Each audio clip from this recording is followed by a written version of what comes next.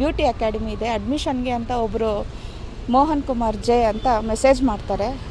ಆಮೇಲೆ ಅಡ್ಮಿಷನ್ ಬೇಕು ಅಂತ ಕೇಳ್ತಾರೆ. ಆಮೇಲೆ ನಾನು ಮಾಹಿತಿ ಕೊಡ್ತೀನಿ, ಆಯಿತು 6ನೇ ತಾರೀಕು ಬನ್ನಿ, ಸೋಮವಾರ ಇದೆ, ಅಡ್ಮಿಷನ್ ಆಗುತ್ತೆ ಅಂತ ಹೇಳ್ತೀನಿ. ಆಯಿತು ಅಂದ್ಬಿಟ್ಟು 6ನೇ ತಾರೀಕು ಬರ್ತಾರೆ, ನಮ್ಮ ಆಫೀಸ್ಗೆ ಬರ್ತಾರೆ. ಅಡ್ಮಿಷನ್ ಆಗೋವಾಗ ಎಲ್ಲ ಡೀಟೇಲ್ಸ್ ಎಲ್ಲ ಬರ್ಕೋತಾ ಇರ್ತೀನಿ. ಅವ್ರ ಸಿಸ್ಟರ್ಗೆ ಅಡ್ಮಿಷನ್ ಬೇಕು ಅಂತ ಹೇಳಿರ್ತಾರೆ ಅವರು.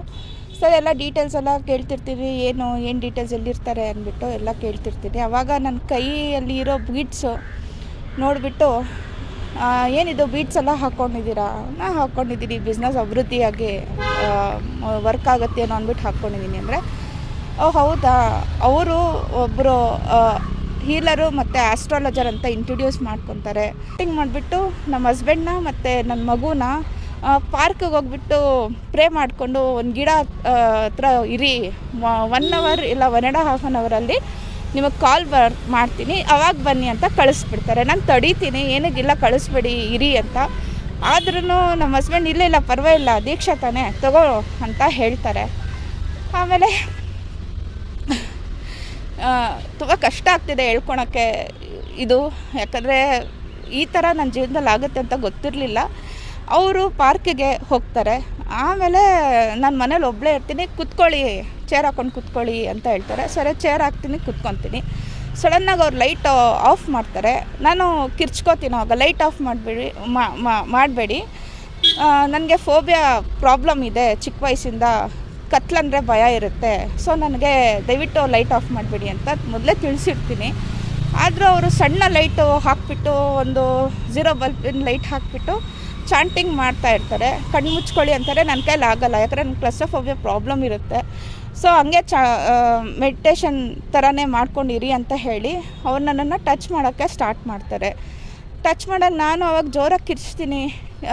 ಆಮೇಲೆ ಕಿರ್ಚ್ಬೇಡ, ಸುಮ್ಮನೆ ಇರೋ ನೀನು ಅಂತ ಹೆದರ್ಸ್ತಾರೆ ನನಗೆ.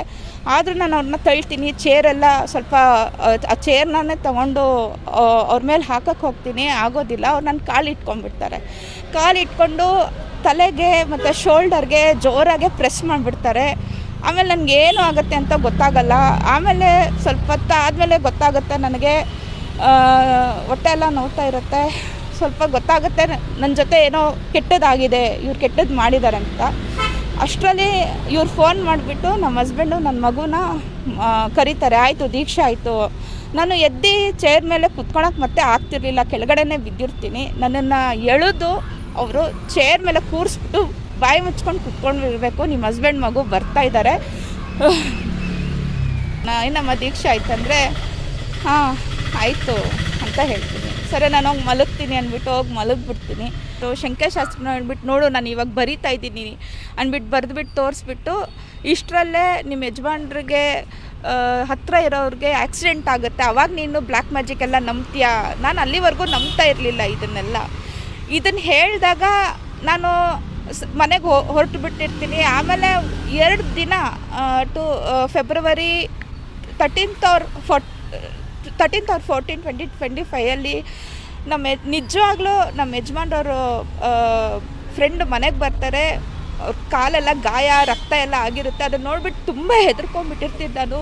ಓ ಇದು ನಿಜಾನೇನೋ, ಈ ಥರ ಮಾಡ್ತಾರೇನೋ ಅಂದ್ಬಿಟ್ಟು ನನಗೆ ತುಂಬ ಹೆದರಿಕೆ ಆಗಿಬಿಟ್ಟು ಆವಾಗಲೇ ನಾನು ಸೋತೋಗ್ಬಿಟ್ಟಿರ್ತೀನಿ. ಯಾರಿಗೂ ಹೇಳಕ್ಕೊಳಕ್ಕಾಗಲ್ಲ. ನಾನು ಹೇಳಬೇಕು ಅಂತ ನಿರ್ಧಾರ ಮಾಡಿರೋರು ಈ ಥರ ಆದಾಗ ನಾನು ಹೇಳ್ಕೊಂಡಿರಲ್ಲ. ಜೀವನನೇ ಬೇಡ ಅನಿಸ್ಬಿಡುತ್ತೆ ನನಗೆ, ಪ್ರಾಣನೇ ಬೇಡ ನನಗೆ, ಬದುಕೋದೇ ಬೇಡ ಅಂದ್ಬಿಟ್ಟು ನಿರ್ಧಾರ ಮಾಡ್ತೀನಿ. ಆವಾಗ ನನ್ನ ಹಸ್ಬೆಂಡಿಗೆ ಗೊತ್ತಾಗುತ್ತೆ. ಆಮೇಲೆ ಏನಾಯಿತು ಅಂತ ಕೇಳ್ತಾರೆ. ನಾನು ಕೆಲವೊಂದು ವಿಷಯ ಹೇಳೋಕ್ಕಾಗಲ್ಲ, ಕೆಲವೊಂದು ವಿಷಯ ಹೇಳಿರ್ತೀನಿ ನಮ್ಮ ಹಸ್ಬೆಂಡ್ಗೆ. ಆಮೇಲೆ ನಮ್ಮ ಹಸ್ಬೆಂಡು ನಮ್ಮ ಚಿಕ್ಕಪ್ಪ ಹತ್ರ ಕರ್ಕೊಂಡು ಹೋಗ್ತಾರೆ. ಅವ್ರ ಹತ್ರ ಹೇಳು ಏನಾಯ್ತು ಹೇಳು, ಇವಾಗಾದರೂ ಹೇಳು ಅಂತ ಹೇಳ್ತಾರೆ. ನಾನು ಎಲ್ಲ ವಿಷಯ ಕ್ಲಿಯರಾಗಿ ಹೇಳ್ತೀನಿ. ಆಮೇಲೆ ಅವರು ಇದನ್ನು ಮೊದಲೇ ಕಂಪ್ಲೇಂಟ್ ಮಾಡಬೇಕಾಗಿತ್ತು ನೀವು ಅಂತ ಹೇಳಿರ್ತಾರೆ. ಆಮೇಲೆ ಧೈರ್ಯ ತುಂಬ್ತಾರೆ ನಮಗೆ. ಇಲ್ಲ, ನೀನು ಪಕ್ಕಾ ಪೊಲೀಸ್ ಹತ್ರ ಹೋಗಲೇಬೇಕು, ಈ ವಿಷಯ ತಗೊಂಡು ಹೋಗಲೇಬೇಕು, ಅವ್ರ ಹತ್ರ ಹೇಳಲೇಬೇಕು. ಇಲ್ಲ ಅಂದರೆ ನೀನು ಒಬ್ಬಳೇ ಫೈಟ್ ಮಾಡೋಕ್ಕಾಗಲ್ಲ, ಈ ಥರ ಬೇರೆಯವ್ರಿಗೂ ಪ್ರಾಬ್ಲಮ್ ಆಗುತ್ತೆ, ಇನ್ನು ಬೇರೆಯವ್ರು ಬಂದು ನಿಮ್ಮ ಜೀವನದಲ್ಲಿ ಹೆದರ್ಸಿದ್ರೆ ಏನು ಮಾಡ್ತೀಯ ನೀನು ಅಂತ ಸ್ವಲ್ಪ ಧೈರ್ಯ ತುಂಬ್ತಾರೆ. ಆಮೇಲೆ ನಾನು ಆವಾಗ ಪೊಲೀಸ್ ಸ್ಟೇಷನ್ಗೆ ಬಂದು ಸರ್ ಹತ್ರ ಕಂಪ್ಲೇಂಟ್ ಕೊಟ್ಟು ಚೆನ್ನಮ್ಮನಕೆರೆ ಸ್ಟೇಷನ್ ಚೆನ್ನಮ್ಮನಕೆರೆ ಅಚ್ಚುಕಟ್ಟೆ ಸ್ಟೇಷನ್ಗೆ ಬಂದು ಕಂಪ್ಲೇಂಟ್ ಕೊಡ್ತೀನಿ.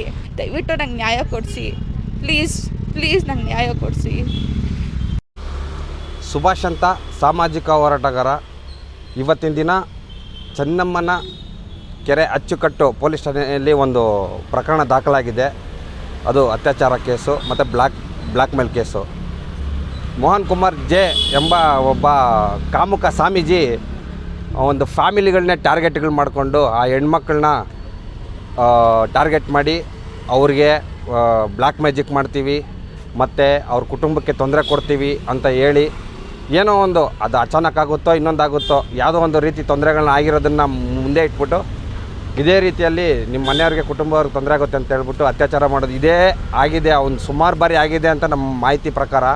ಬಟ್ಟು ಆದರೆ ಒಂದು ಹೆಣ್ಮಗು ಬಂದು ನೇರವಾಗಿ ನಿಂತ್ಕೊಂಡು ಧೈರ್ಯವಂತಳಾಗಿ ಈಗ ಪ್ರಕರಣ ದಾಖಲೆ ಮಾಡಿದ್ದಾಳೆ. ಆ ಸ್ವಾಮೀಜಿ ಬಗ್ಗೆ ನಾವು ತುಂಬ ವಿಚಾರಿಸಲಾಗಿ ಅವನು ತುಂಬ ಈ ಥರ ಇದ್ದಾನೆ. ಮತ್ತು ಅವ್ನ ಇನ್ಸ್ಟಾಗ್ರಾಮ್ ಐ ಡಿ ಮತ್ತು ಅವ್ನ ಫೇಸ್ಬುಕ್ ಐ ಡಿಯಲ್ಲೆಲ್ಲ ಚೆಕ್ ಮಾಡಿದ್ರೆ ಎಲ್ಲ ಈ ಪರ್ನ್ ಸ್ಟಾರ್ ಅಂಥ ವ್ಯಕ್ತಿಗಳಿಗೆ ಅಂಥದ್ರದ್ದೇ ಅವನು ಸಬ್ಸ್ಕ್ರೈಬ್ ಆಗಿದ್ದಾನೆ. ಅಂದರೆ ಇದರಲ್ಲೇ ಗೊತ್ತಾಗುತ್ತೆ ಅವನು ಎಂಥ ಕಾಮುಕ ಅಂಥೇಳಿ.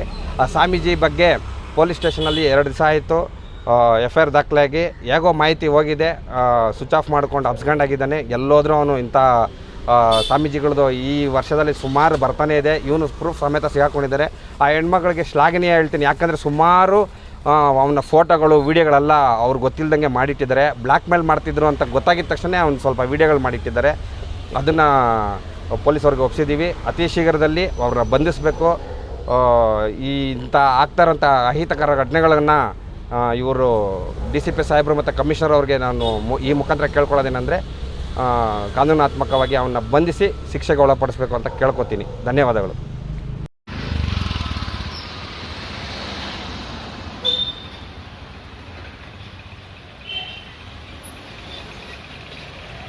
ನೀವು ಸಣ್ಣ ಆಗಬೇಕಲ್ವಾ? ಅದು ಒಂದು ಉತ್ತಮ ಆಹಾರದಿಂದ ಸಣ್ಣ ಆಗಬೇಕಲ್ವಾ? ಪ್ರತಿದಿನ ನಮ್ಮ ಜೀನಿ ಸ್ಲಿಮ್ನ ಯೂಸ್ ಮಾಡಿ ಯಾವುದೇ ಸೈಡ್ ಎಫೆಕ್ಟ್ ಇಲ್ದಂಗೆ ನೀವು ಸಣ್ಣ ಆಗ್ತೀರಾ.